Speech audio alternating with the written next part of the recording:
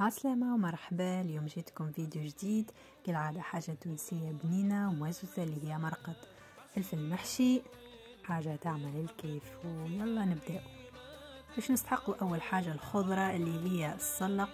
استعملت حزمة سلق ونكون غسلته ونظفته مليح، وبصل ومعدنوس اللي هو حزمة معدنوس. بالنسبة للبصل 10 عروق خاطر عندي جويد. باش نبدا نحضر الفلفل وشنو باش نحط في وسطه. باش نقص الخضره اللي عندي جويده، البصل والمعدنوس والسلق، وباش نحط بالطبيعه اللحم مفروم. هذا كما تحبوا تشريوه حاضر مفروم ولا تشريوه اللحم عادي وتفرموه في الدار. العظام والحمص وكاس زيت زيتونه متوسط، زوز مغارف فلفل مرحي، مغرفه صغيره فلفل اكحل، ومغرفه كبيره ملح. والفلفل اخترت زوز انواع، فلفل الكبير والفلفل العادي هذا اللي فيه حاب يشوح لنا اكثر. باش نجيو لطريقه تحضير قنا الفلفل نتاعنا، باش نوريكم كيفاش باش نحيو القعموره بالطريقه هذه. باش ندوروا وندزوا لداخل لين تتنحى ويتحل، وسيسوا عليه باش ما يتكسرش.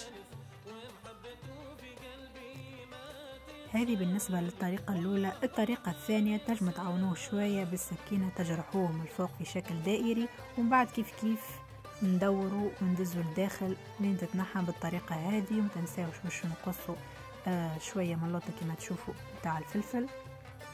توا باش نتعداو المرحلة المفضلة عندي، وهي مرحلة التفويح. باش نحط لفاحات على اللحم المفروم اللي عندي الكل، وش نخلي شوية فاح شوية ملح مش برشا باش نكمل نوزعها مع الخضرة. وباش نبدأ نخدمهم بيدي، نحاول ندخل الفاحات الكل في وسط اللحم، الملح والفلفل المرحي، باش نصب فوقهم الزيت. ومن بعد باش نبدأ نخدمهم بيدي، باش نحاول ندخلهم في بعضهم الكل في اللحم المفروم اللي عندي.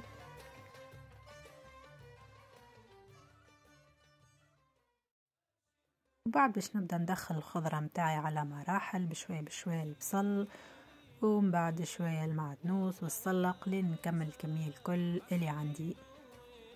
إذا انتم تخدموا تنجموا تعملوا كمية كبيرة وتخبيوها، كل مرة تمدوا طيبوا تلقاوها حاضرة.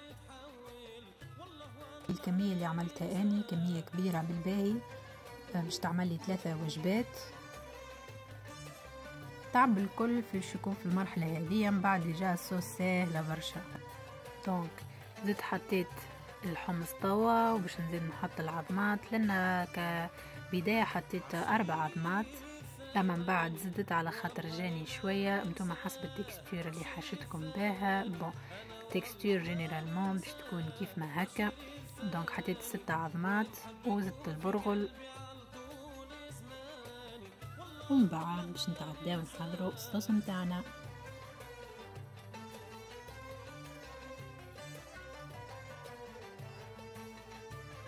باش نستحقوا 4 كاس زيت، مغرفة مكونة بالباهي طماطم معجونة، 3 كعبات طماطم مكعب، بصلة، مغرفة فلفل مرحي، ومغرفة ملح كبار، ومغرفة صغيرة فلفل أكحل. توا جوست باش نبدأ نحط المكونات الكل فوق بعضها باش نعملهم في البارد الكل.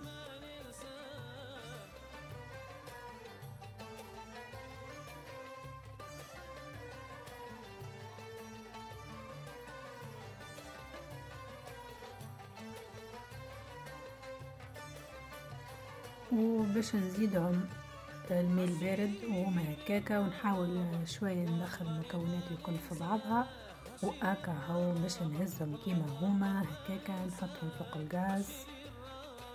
وبنفس الطريقة هذه نجمو نعملوا بها الصوص نتاع الكسكسي إذا نحبوا نعملوا كسكسي بالفلفل المحشي. وهاو وهكا نكونوا تحصلنا على مرقة الفلفل المحشي بنينة برشا وجات مزوزة تعمل الكيف. ما تنساوش تعطيونا لايك برشا حب، وباي باي.